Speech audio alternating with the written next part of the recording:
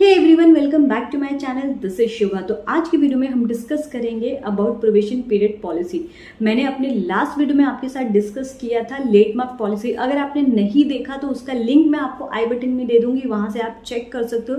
ये एक बहुत इंपॉर्टेंट पॉलिसी होती है ऑर्गेनाइजेशन के लिए। तो आगे बढ़ने से पहले अगर आप मेरे चैनल पर नए हो तो मेरे चैनल को सब्सक्राइब कर देना, बेल आइकन को हिट कर देना फॉर द नोटिफिकेशन। तो चलिए आज का वीडियो स्टार्ट करते हैं। प्रोबेशन पीरियड एक बहुत इंपॉर्टेंट पॉइंट होता है। आप पॉलिसी कह सकते हो, ये आपके appointment letter and HR policy में होते ही है।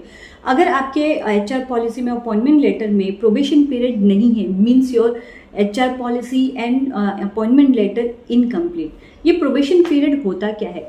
Probation period means new joinee को ट्रेनिंग्स प्रोवाइड की जाती है। जब तक वो प्रोबेशन पीरियड में उसे प्रॉपर ट्रेनिंग प्रोवाइड की जाती है, कंपनी के कल्चर से इंट्रोड्यूस करवाया जाता है, उसको उतना टाइम दिया जाता है जिससे कि वो कंपनी की कल्चर को अडेप्ट कर सके और जिस प्रोफाइल के लिए उसे रिक्रूट किया गया है वो उस काम को, उस जॉब को अच्छे से परफॉर्म कर सके।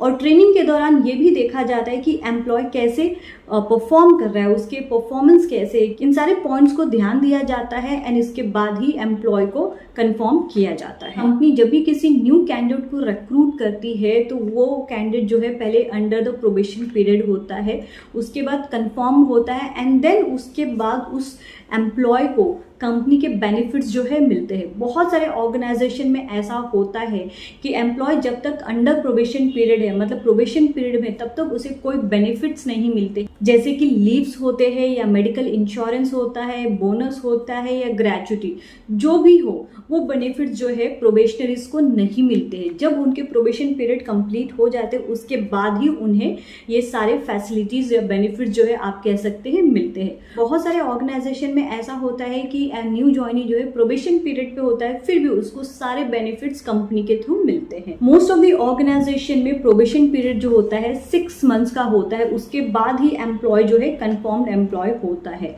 मोस्ट ऑफ द ऑर्गेनाइजेशन में प्रोबेशन पीरियड 3 मंथ्स का भी होता है और 1 मंथ का भी होता है। तो जो 6 मंथ्स का प्रोबेशन पीरियड होता है वो फ्रेशर्स, जूनियर्स एंड एक्सपीरियंस के लिए होता है। 3 मंथ्स का प्रोबेशन पीरियड जो है थोड़े सीनियर लेवल कैंडिडेट्स के लिए होता है, जैसे कि सीनियर मैनेजर के लिए हो सकता है। और जो 1 मंथ का प्रोबेशन पीरियड होता है mostly high profile employees candidates के लिए होता है। सो टोटली डिपेंड करता है कंपनी टू कंपनी। सो एक बहुत ही इंपॉर्टेंट पॉइंट है, आप कंडीशन कह सकते हो, जो कि प्रोबेशन पीरियड में मेंशन किया जाता है, वो होता है नोटिस पीरियड। तो अगर कोई एम्प्लॉय प्रोबेशन पीरियड में है तो उसका जो नोटिस पीरियड होता है 1 मंथ होता है एंड आफ्टर कंफर्मेशन जो है उसका नोटिस पीरियड 2 मंथ्स और 3 मंथ्स होता है और 1 मंथ होता है, जो कि कंपनी का ऑफिशियल नोटिस पीरियड होता है। और बहुत सारी कंपनीज में ऐसा भी है कि जो प्रोबेशन पीरियड पे है या कंफर्म्ड एम्प्लॉय है, परमानेंट एम्प्लॉय है, उसके नोटिस पीरियड सेम होते हैं। तो ये टोटली डिपेंड करता है कंपनी टू कंपनी। इसके बाद आता है एक्सटेंशन ऑफ प्रोबेशन पीरियड। मतलब अगर आपने प्रोबेशन पीरियड में अच्छे से परफॉर्म नहीं किया, आपने वो आउटपुट नहीं दिया जो कि कंपनी की रिक्वायरमेंट है after training and probation period, तो आपका जो प्रोबेशन पीरियड है उसे एक्सटेंड किया जाता है 1 मंथ, 2 मंथ और 3 मंथ्स। तो अब मैं आपके साथ प्रोबेशन पीरियड पॉलिसी का जो है एक फॉर्मेट शेयर करूंगी जिससे कि आपको बहुत अच्छी तरह से समझ में आ जाएगा। तो ये है probation and confirmation HR policy. So मैंने यहाँ पे इनिशियली बताया है कि for a period of 6 month from the date of joining, मतलब न्यू ज्वाइनी ने जब से कंपनी ज्वाइन की है तब से लेके 6 मंथ्स तक जो है वो प्रोबेशन पीरियड पे रहेगा। जैसे एम्प्लॉय का प्रोबेशन पीरियड कंप्लीट हो जाता है देन कंपनी उसका परफॉर्मेंस रिव्यू करेगी एंड उसके बाद जो है कंफर्मेशन लेटर जो है एम्प्लॉय को मिलेगा। उसके बाद ही एम्प्लॉय जो है कंफर्म्ड एम्प्लॉय हो सकता है। Next, extension of probation period, मतलब अगर किसी भी रीजन की वजह से एम्प्लॉय परफॉर्म नहीं करता है, कोई भी रीजन हो सकता है, तो उसका जो प्रोबेशन पीरियड है उसे एक्सटेंड किया जाता है। रिपोर्टिंग मैनेजर एंड मैनेजमेंट के पास से राइट्स होता है कि वो प्रोबेशनरी का प्रोबेशन पीरियड एक्सटेंड कर सकते हैं for 3 months and only at once.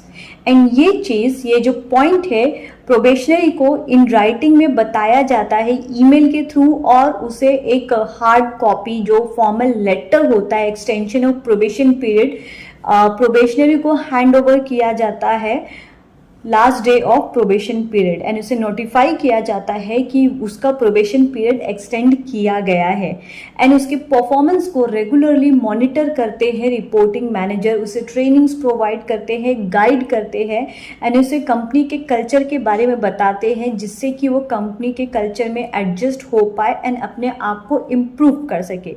But फिर भी अगर एम्प्लॉय प्रोबेशनरी अपने आप को इम्प्रूव नहीं कर पाता है, उसका performance up to the mark नहीं होता है, तो रिपोर्टिंग मैनेजर एंड एचआर को जो है उसके एम्प्लॉयमेंट को टर्मिनेट करना पड़ता है, उसका जो एम्प्लॉयमेंट कॉन्ट्रैक्ट है उसे टर्मिनेट करना पड़ता है।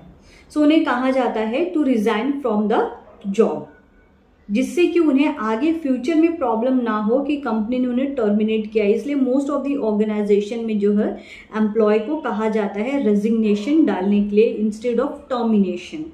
ये होता है probation period and extension of probation period. तो अगर आपके एचआर पॉलिसी में, अपॉइंटमेंट लेटर में ये पॉलिसी नहीं है, प्रोबेशन पीरियड नहीं है या एक्सटेंशन ऑफ प्रोबेशन पीरियड नहीं है, तो प्लीज़ आज ही आप अपने एचआर पॉलिसी को, अपॉइंटमेंट लेटर को और ये जो पॉलिसी है इसे प्लीज़ मॉडिफाई करें, जिससे कि आपको अच्छे कैंडिडेट्स मिले एंड राइट टाइम पे आप डिसीजन ले सके। तो अगर आपको मेरा आज का वीडियो अच्छा लगा है तो मेरे वीडियो को लाइक करना, चैनल को सब्सक्राइब करना एंड ज़्यादा से ज़्यादा इस वीडियो को शेयर करना। मिलती हूँ आपसे नेक्स्ट वीडियो में एक न्यू पॉलिसी के साथ। Till then bye bye.